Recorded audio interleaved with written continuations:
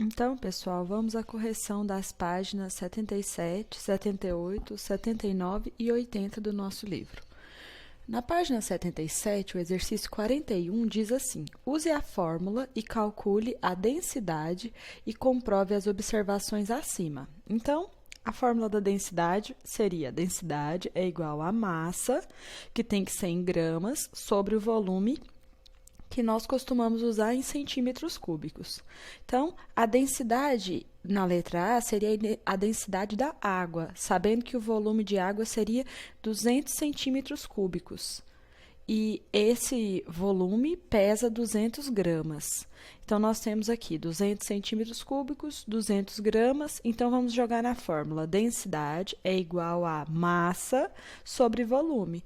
200 sobre 200 ficaria 1 grama por centímetro cúbico. Então, essa é a densidade da água.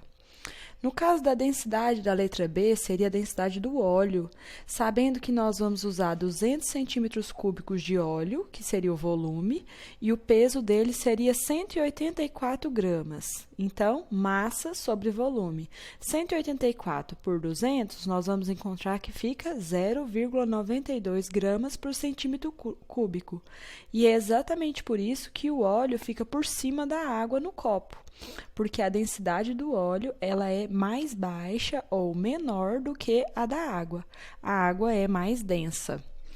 Isso. Agora, com relação ao exercício 42, diz assim: usando uma balança e uma vasilha graduada, Maurício, que é cientista, verificou que 60 gramas de álcool ocupam um volume de 75 centímetros cúbicos. Qual é a densidade do álcool, então? Então, nós temos densidade, que seria massa sobre volume. Então, a massa, 60 gramas e o volume, 75. Ao fazer a divisão, encontramos que a densidade do álcool seria 0,8 gramas por centímetro cúbico. Quanto ao exercício 43, ele nos diz assim: responda as seguintes questões. Qual é a densidade da água do mar, ou seja, água salgada, sabendo que o volume será 1.000 centímetros cúbicos e que a massa é 1.030 gramas. Então, nós temos massa de 1.030 sobre volume de 1.000. Nós podemos andar com a casinha da vírgula, né? Ficaria 1,03 gramas por centímetro cúbico. Essa é a densidade da água do mar. Letra B. Sabendo que a densidade do ouro, agora ele te deu o valor da densidade, é 19,3 gramas por centímetro cúbico, qual é a massa de uma peça de ouro maciço que tem o volume 125 centímetros cúbicos? Então, ele te deu a densidade, te deu o volume e pediu a massa. Então, nós vamos fazer densidade, que é 19,3, é igual a massa, que você não conhece, sobre o volume, que é 125. Você pode multiplicar cruzado, né? Então, aqui embaixo nós sabemos que tem o número 1. Então, m vezes 1, m. 19,3 vezes 125, nós encontramos que fica 2.412,5 gramas. Então, essa é a massa da peça de ouro que o exercício está citando. No exercício 44, nós encontramos o seguinte. Na verdade, na letra C do exercício 44, diz assim para nós. Aliás, exercício 43 diz assim: sabendo-se que a densidade da platina é 21,4 gramas por centímetro, qual que vai ser o volume de uma placa de platina que a massa é 2.675 gramas? Então, eu tenho a densidade, eu tenho a massa, mas dessa vez não tenho o volume. Vamos multiplicar cruzado, então, 21,4 vezes V, 2.675 vezes 1. Esse 21,4 está multiplicando, vai passar dividindo, vai ficar 2.675 dividido por 21,4. Ao fazer a divisão, nós encontramos 125 centímetros cúbicos, que seria, no caso, o volume dessa quantidade aí de platina que nós estamos falando nesse exercício.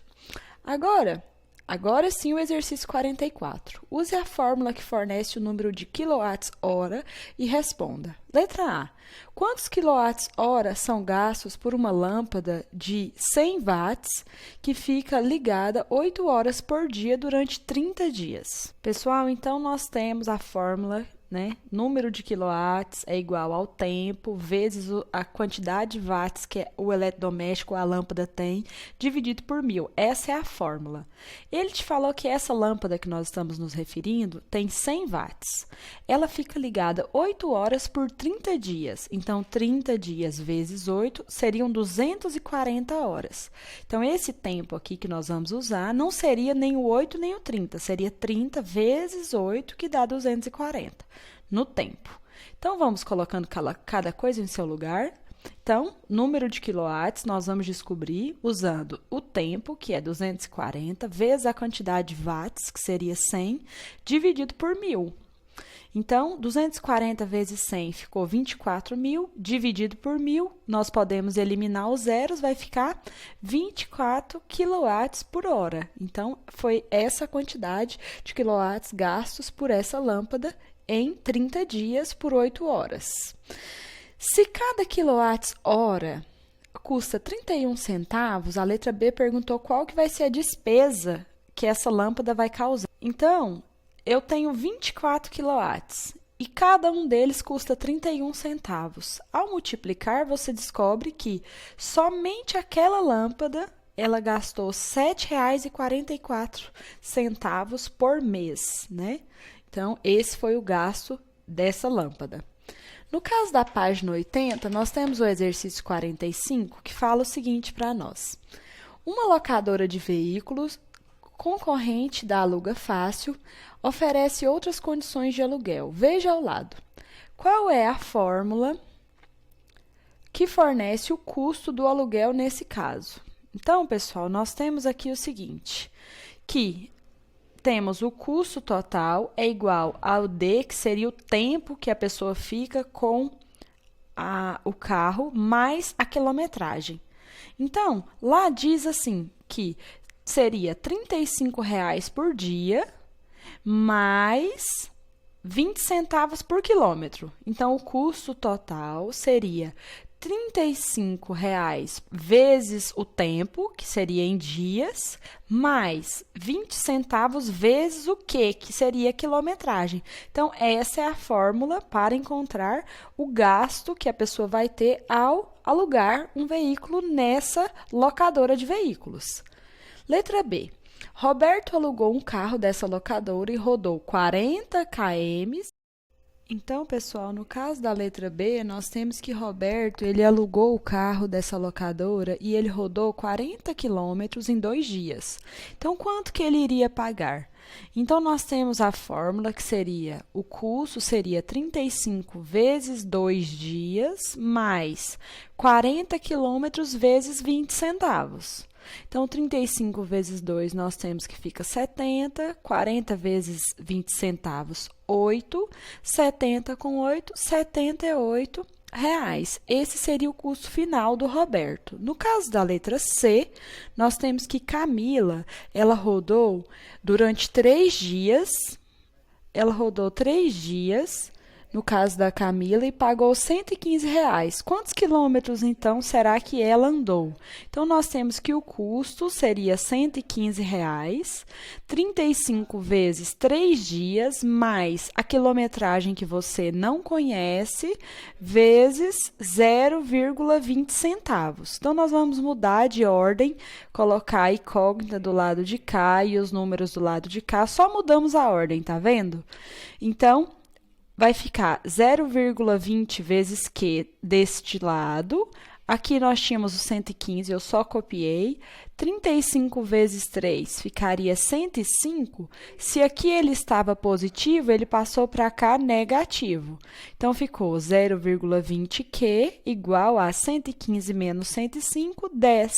Então, nós temos que Q é igual a 10 dividido por 0,20. Q, então, é igual a 50 quilômetros.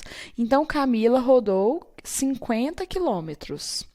No caso da letra D, nós temos que Giovana pagou R$ 110 e viajou 200 quilômetros. Quantos dias ela usou esse carro, então? Então, nós temos que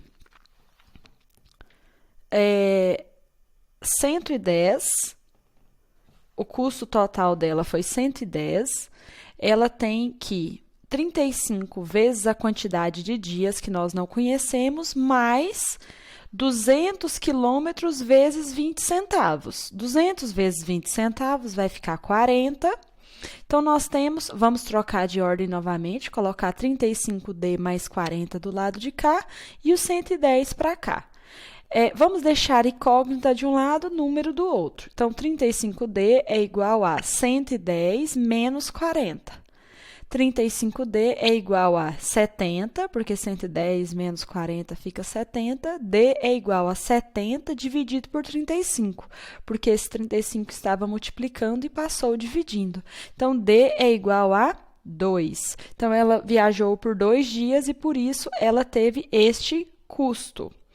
Então, essa foi a nossa correção das atividades do nosso livro número 1. Eu espero que vocês tenham entendido e que tenham retirado todas as dúvidas, ok? Até a próxima!